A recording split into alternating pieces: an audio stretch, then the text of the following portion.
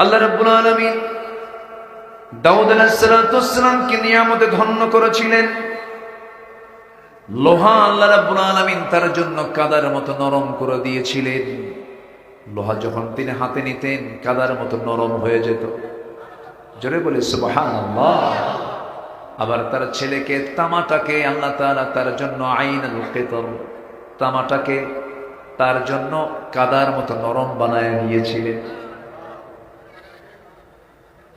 এক মাসের পথ এক সকাল সন্ধ্যায় ফিরে আসতেন হলো তার ছেলে সুলাইমান আলাইহিস সালাম।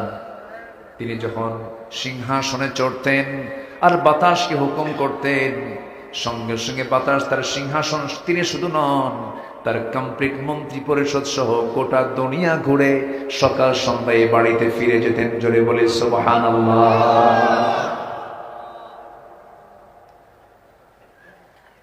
আমার বন্ধুগণ, এই আয়াতগুলোর ভিতরে, এই রুকুর ভিতরে কিছু আযাব গজবের কথা এসেছে। কুফরি যারা করবে আল্লাহ তাআলা যে গজব দেন সেই ইতিহাস এখানে টেনেছেন। এই রুকুর ভিতরে আল্লাহ রাব্বুল আলামিন দাউদ আলাইহিস সালামকে আল্লাহ রাব্বুল আলামিন একটা এক্সট্রা যোগ্যতা দান করেছিলেন।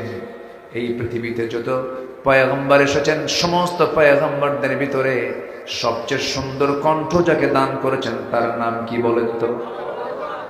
কি নাম? দাউদ আলাইহিস সালাম।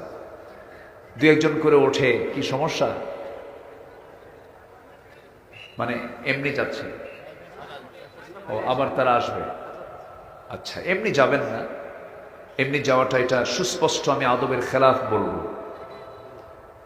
এমনি যাবেন না, কোনো জরুরত যদি থাকে সেটা ভিন্ন কথা। এমনি ওঠাটা আমি সুস্পষ্ট আদবের খেলাফ বলবো, কারণ এটা শুধু জনসভা নয়, এটি একটি ইবাদতের জায়গায় রূপ নিয়েছে। বলি আলহামদুলিল্লাহ, জোরে বলি আলহামদুলিল্লাহ। আল্লাহ তুমি কোনো বান্দাকে বিনা কারণে এখান থেকে যেন না যেতে পারে, আল্লাহ তুমি সবাইকে শেষ পর্যন্ত থাকার তৌফিক দিয়ে দাও। জোরে বলি আমিন। সম্মানিত ভাইরা, সুমধুর কণ্ঠ আল্লাহ তাআলা তাকে দান করেছিলেন।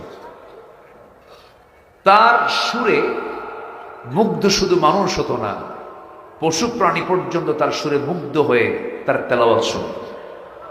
আল্লাহ তাআলা একটা কিতাব তাকে দিয়েছিলেন, সেই কিতাবের নাম কি বলুন তো? বলুন সবাই। জাবুর। জাবুর কিতাব তিনি তেলাওয়াত করতেন। আল্লাহ রাব্বুল আলামিন